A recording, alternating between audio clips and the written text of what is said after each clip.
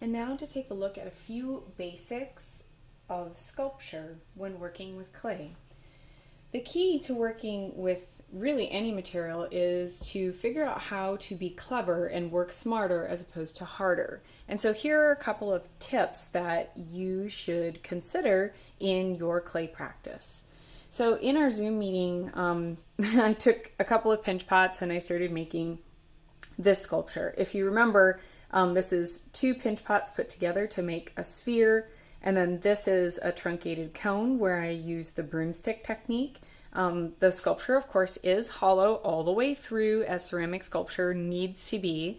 To make the muzzle of this animal, I created a shallow pinch pot, placed it on the face, and traced it, cut a hole so that it's hollow all the way through into the mouth as well. Then to make the ear, I actually used a flat piece of clay, a slab, and I folded it, and I made a peg at the end of the slab and inserted it into the head. So what I wanted to work on just with this as a sample piece here is to show you the power of pressing. A lot of times when students start working on sculpture, they think in terms of line and drawing. So for example, if this is the face of an animal, a lot of students will start by drawing the features that they want to include on the animal, whatever it is. So in this case, eyes. Well, that's fine, except for one, it looks really quite naive, and two, it's not sculptural.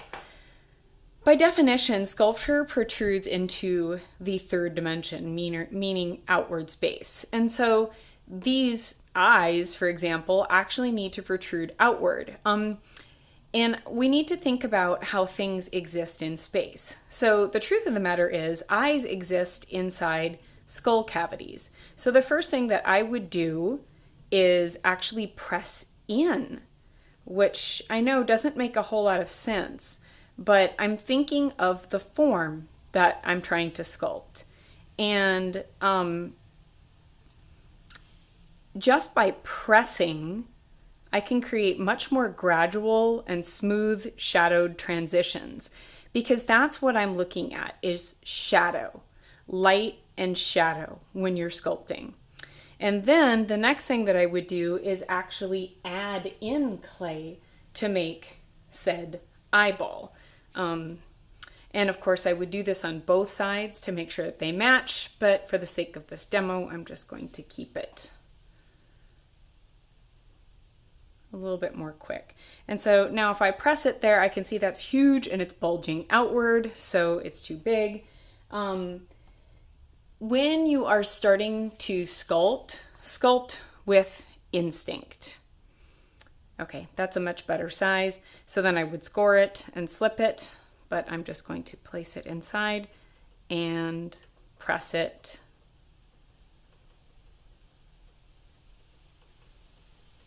And now that looks about the right size, but it's still rather strange. And so to achieve the shape that I want, now is my opportunity to press. And so using various tools, I can actually press to create natural shadows that would occur in life. And then I can also use tools like these to blend. Just kind of doing a back combing motion there.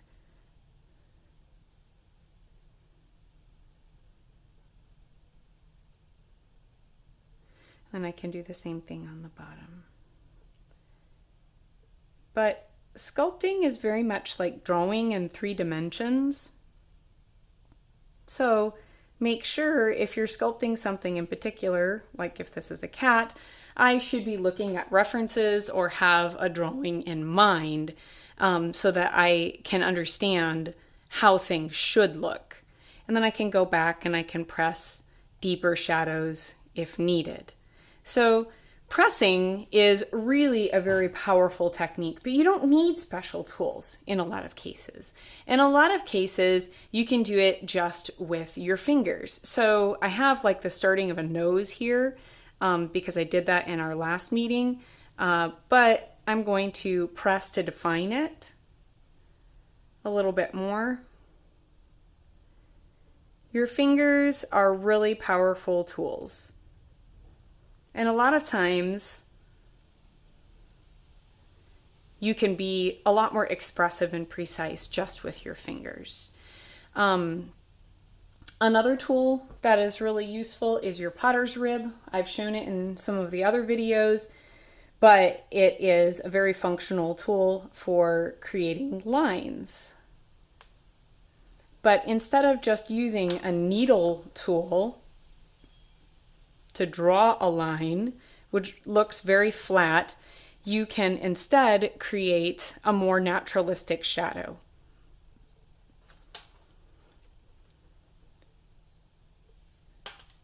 Now, the other thing that I like to use a lot of when I'm sculpting, besides my fingers and the potter's rib tool, a wooden tool for pressing, I really like to use paintbrushes. And there's been a little bit of discussion in class about how to use these paintbrushes, but I gave you, you bought as part of your kit this brush set. And this is the brushes that I use. They're really the same thing. I prefer flat brushes, which are the brushes that have the flattened ferrule, as opposed to the round brushes like these that have the round metal part. My preference is the flattened because I use them for sculpting, and so they can more easily follow the curvature of the surface that I'm working on. So the way that I use these, I take water, have my sponge handy, and I wipe off the excess water, and then I'm not lightly brushing. Instead, I'm actually pressing rather firmly with the brush and using it as a tool to push the clay around and to alleviate any unwanted marks. Now, I start accumulating clay on my brush while I do this, and that's when I use my sponge to remove it once again. So even these serrated rib marks that I never cleaned up, I could go back and use my brush. Now, I could use it in this area as well, but that's the wrong size brush. So these brushes are really powerful tools when you're sculpting. You can refine surfaces very quickly and with minimal effort, especially in tight areas where your fingers cannot reach.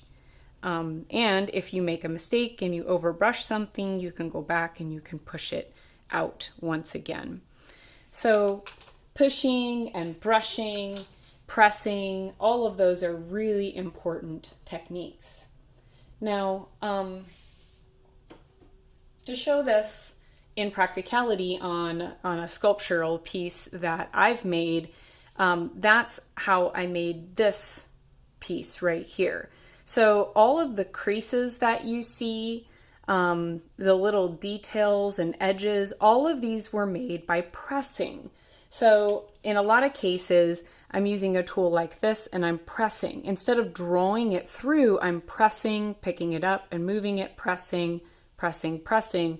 And then I go back with a brush that is of appropriate size and I brush it out so it looks smooth and natural. So even these areas here, I press with the edge of my finger. These areas here, I'm using the rib tool, these rib tool, any way that I can press instead of draw. Now, the last thing that I'd like to address is making forms like these, irregular forms. Most often, my approach for making forms is to actually make them hollow to start with. A lot of people think that a sculpture like this would be solid clay, but it's not. It's actually hollow all the way through into the torso and the calves.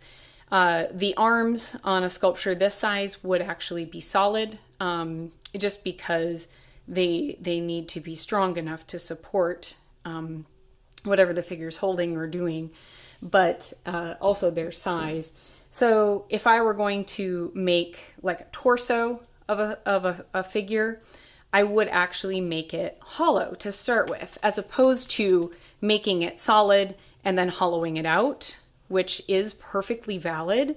So if you wanted to make something solid and actually take like a lump of clay like this and shape it however you want and then hollow it out afterwards, you can totally do that. In my opinion, though, it's just one extra step, and I prefer not to. So if I were to make a torso, I would start with a cylinder, and then I would use a tool like a paintbrush handle, or this tool, which is one of my favorites, and I would use the broomstick technique. So all I'm doing right now is actually pinching to elongate. Then I will identify where the waist is on the form, like this. And then the cool thing that I really love about sculpture is that so much, like for example, these areas here, I don't need them to be perfectly level and flat, because in many cases they're going to be cut off or altered or attached to something else. So I don't have to worry about things like that. But in vessel forms and pottery, you do. So now I'm pinching out this form. This would be where the hips are located.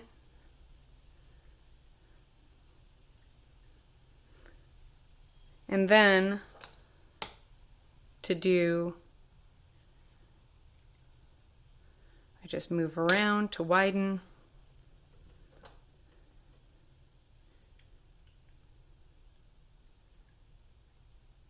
And then I pinch out accordingly. I leave it,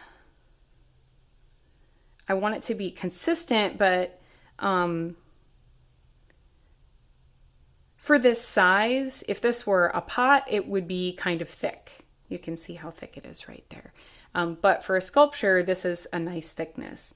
So you can see this would be the rear end, this would be the chest, the waist, and this is the pelvic area. And so then I actually add on the breasts, and then I add on all of the appendages one at a time.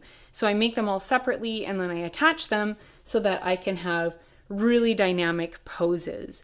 So if I were going to make the thigh, again, I would start with a cylinder about this long, poke my stick all the way through, and then form the cylinder on my stick, and then pull it off. And then when they're all leather hard, all the body parts are leather hard, then I can attach them in whatever pose it is that I would like. Now, again, if you were so inclined to sculpt solid and cut things in half and hollow them out afterwards, you would just look for the area where there's the least amount of detail so that you can cut through without disturbing your detail. But it needs to be leather hard when you do that. So those are just a couple of quick tips with sculpture. Again, when you have lots of fine detail, one of the best things to remember is, because your fingers can get kind of clumsy in areas like that, you can go back and you can brush things out with a little bit of water, and you can add a lot of smoothness and really intentional surfaces by simply using paintbrushes as sculpting tools. So remember, pressing, using potter's rib, other wooden tools, and also using paintbrushes, and really thinking about how you can be clever in making forms with even just using your hands by pushing and pulling to get the effect that you want.